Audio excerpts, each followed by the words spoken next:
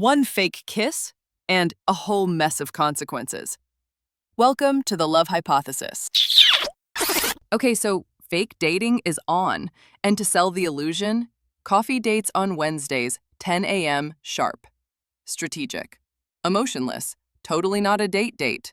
They agree to keep this facade going until September 29th, the day after the department's big budget review. Later, Olive tries to talk to Malcolm, her loyal roommate turned cold-shoulder champion. Why?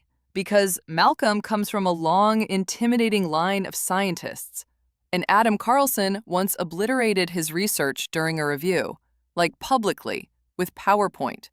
So, yeah, he's not exactly thrilled that Olive's suddenly playing footsie with the enemy. Olive finally tells him the truth. They're not actually dating, it's all fake. She barely even knows Adam. He's just helping her out with the whole Ann and Jeremy mess. Wednesday rolls around and it's time for Olive and Adam's very first fake date. Coffee, small talk, carefully calculated casual vibes. They ask each other basic questions like it's a first date and an HR training session. Fast forward to next week, date number 2.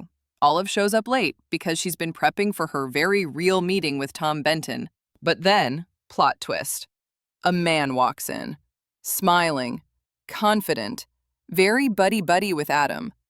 Adam greets him warmly, introduces him to Olive as his friend and collaborator.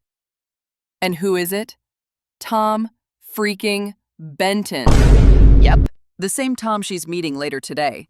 The same Tom who might control her academic future. And she's sitting there, with fake boyfriend Adam, smiling like everything is perfectly normal. Dr. Benton, ever the charming chaos agent, grins and goes, "So you're the famous girlfriend? We've even heard about Adam's love life all the way at Harvard." Olive.exe has stopped working. She manages a polite, awkward smile while mentally digging her own grave with a coffee stirrer. But the meeting still happens.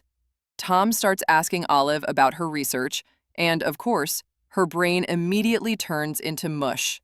Classic. Before she can spiral too hard, Adam casually steps in, rephrasing the question like he's translating it from panic to English. Tom nods, impressed, then asks the big question, "What made you want to work on this?" Olive hesitates, but tells him the truth. Her mom had pancreatic cancer and died, so she's working on research that could literally save lives and money. Now Tom wants a full report on the current state of her research. 2 weeks. If he's impressed, he'll give her lab space and cover her research expenses. No pressure. Just her entire future hanging in the balance. Cut to the next day, Tom's giving a big, flashy lecture on campus. Everyone and their over-caffeinated advisor shows up. The auditorium is packed. No seats, no standing room, no mercy. Anne, being the chaos queen she is, sees only one solution. Just sit in Adam's lap. Olive. Adam. Universe. And that's how Olive ends up sitting on her fake boyfriend's lap for the entire lecture. After the lecture, Olive and Ann head back to the biology building, casually debriefing while juggling 10 different academic deadlines. Olive's stressing over her report for Tom and her upcoming presentation at the SBD conference in Boston. Then, mid-walk, they hit chaos. A traffic jam in front of the building.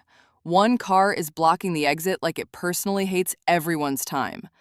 And right there in the middle of it all, Cherie, the department secretary, and Adam, looking way too calm.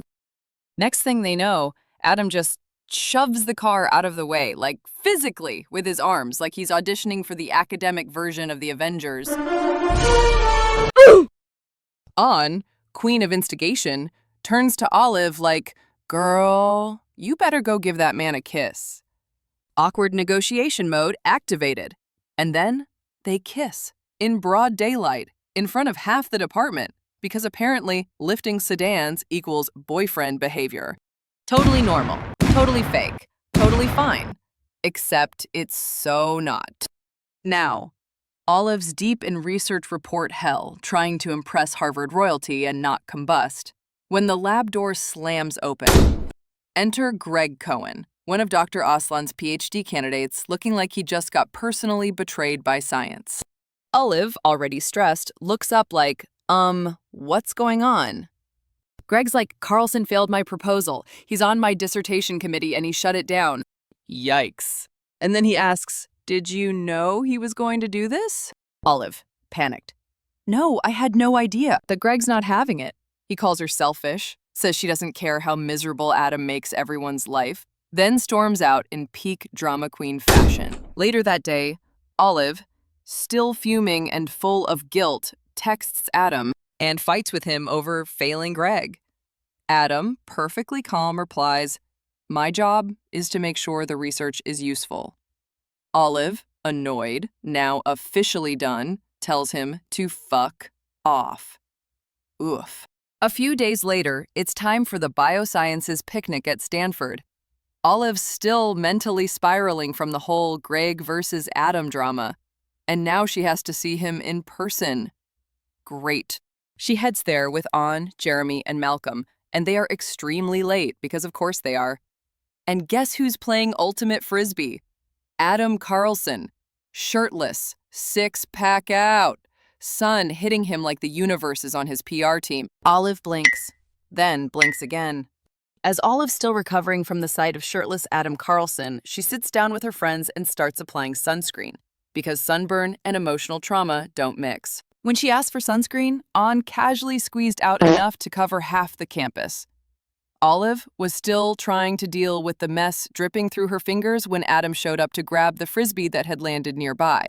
Without missing a beat, An, bless her heart, offered him some of Olive's extra sunscreen. Huh? And Adam accepts, like it's normal, like fake girlfriends casually rub sunscreen on their not-real boyfriend's abs all the time. So Olive, clearly possessed by sheer hormonal confusion, starts applying sunscreen to his back, his actual six-pack. Mid-rub-down, she awkwardly mumbles an apology for rage texting him, and Adam, still calm and abs forward, accepts it like it's no big deal. Then, because this scene wasn't chaotic enough, Tom Benton strolls over. Oh, by the way, he says casually, Adam's going to Boston next week. Okay?